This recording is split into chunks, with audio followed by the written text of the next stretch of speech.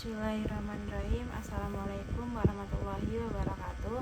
Perkenalkan, nama saya Niken Amalia Pratiwi dengan NIM 28922501778 dengan prodi manajemen mata kuliah PPKN dan dosen pengampu ada Ibu Ari Widyastuti MPD.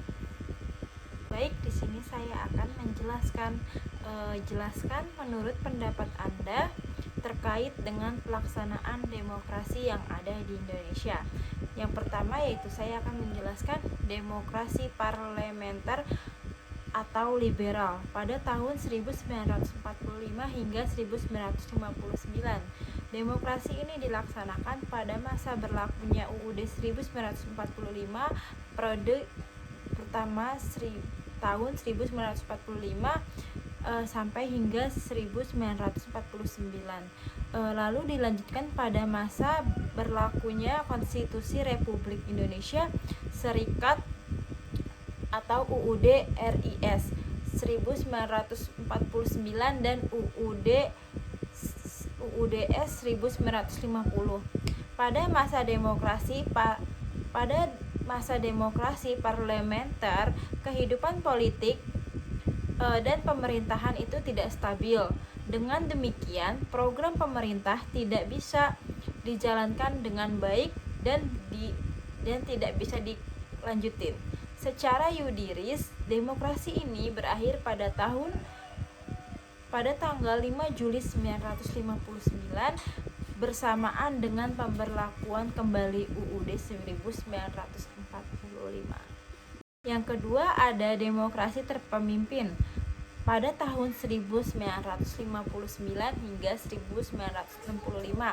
Demokrasi terpemimpin merupakan pembalikan total dari proses politik pada masa demokrasi parlementer. Berikut karakteristik utama pada era demokrasi terpemimpin.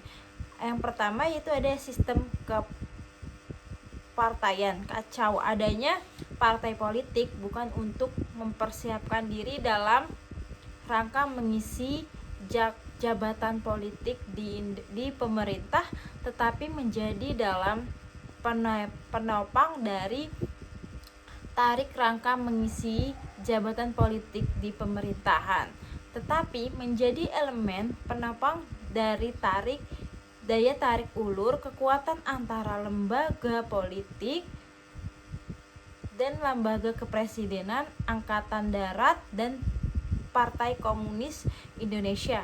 Yang kedua yaitu ada terbentuknya Dewan Perwakilan Rakyat atau DPR, gotong royong membuat peranan lembaga legislatif dalam sistem politik nasional menjadi lemah. Yang ketiga yaitu ada hak dasar manusia juga menjadi sangat lemah. Yang keempat yaitu ada kebebasan para berkurang, beberapa surat kabar dan majalah dilarang terbit oleh pemerintah. Yang kelima ada sentralisasi kekuasaan semakin dominan dalam proses hubungan antara pemerintah pusat dan pemerintah daerah.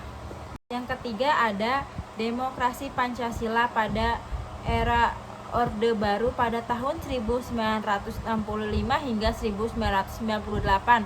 Demokrasi Pancasila lahir karena berbagai penyelewangan dan permasalahan yang dialami oleh bangsa Indonesia. Demokrasi ini berlaku setelah masa demokrasi parlementer dan demokrasi terpemimpin.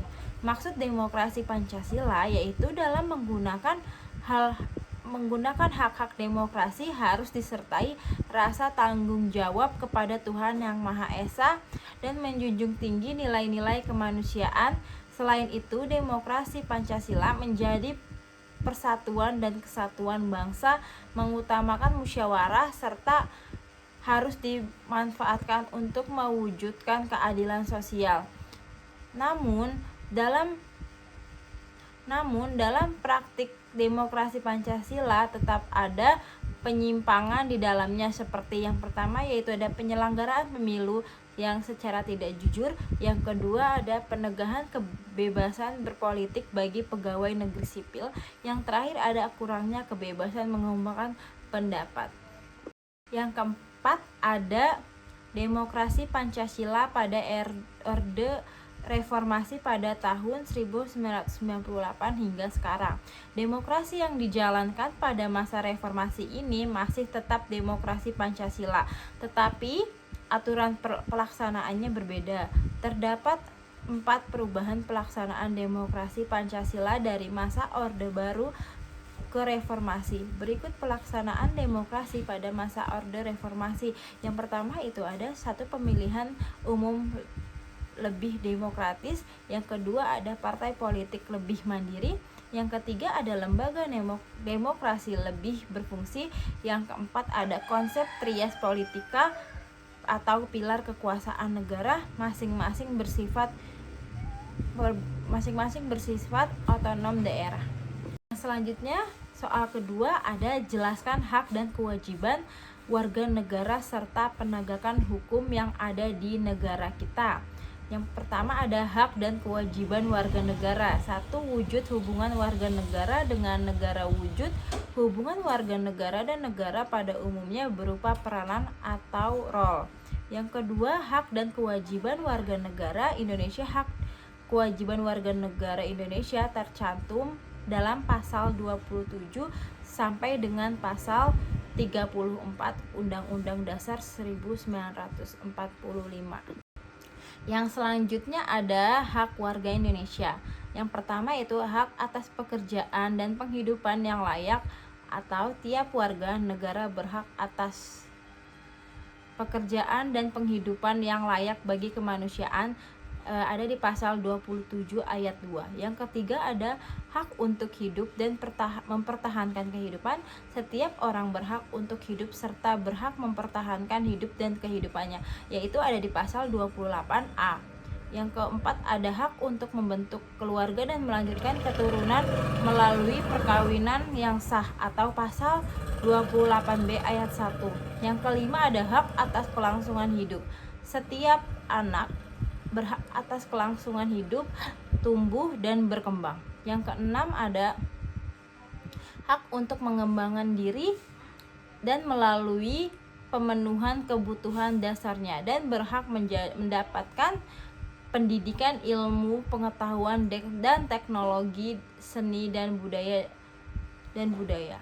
Yang ketujuh ada meningkatkan kualitas hidup demi kesejahteraan hidup manusia, ada di pasal 28C ayat 1. Di sini ada kewajiban warga Indonesia. Wajib menaati hukum dan pemerintahan. Pasal 27 ayat 1 Undang-Undang 1945 berbunyi, segala warga negara bersamaan kedudukannya di dalam hukum dan pemerintahan, dan menjunjung hukum dan pemerintahan itu dengan tidak ada kecualinya.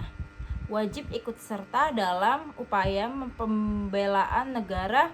Pasal 27 ayat 3 Undang-Undang 1945 menyatakan setiap warga negara berhak dan wajib ikut serta dalam upaya pembelaan negara.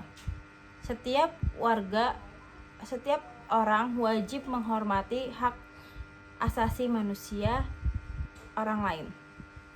Wajib tunduk kepada pembatasan yang ditetapkan dengan Undang-Undang pasal 28J ayat 2.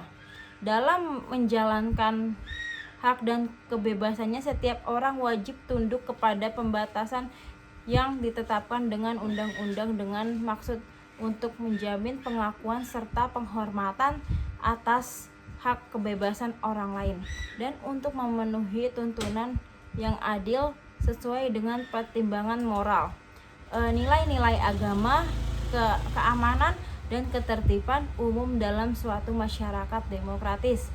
Yang selanjutnya ada wajib ikut serta dalam usaha pertahanan dan keamanan negara. Pasal 30 ayat 1 Undang-Undang 1945 menyatakan tiap-tiap warga negara berhak dan wajib ikut serta dalam usaha pertahanan dan keamanan negara.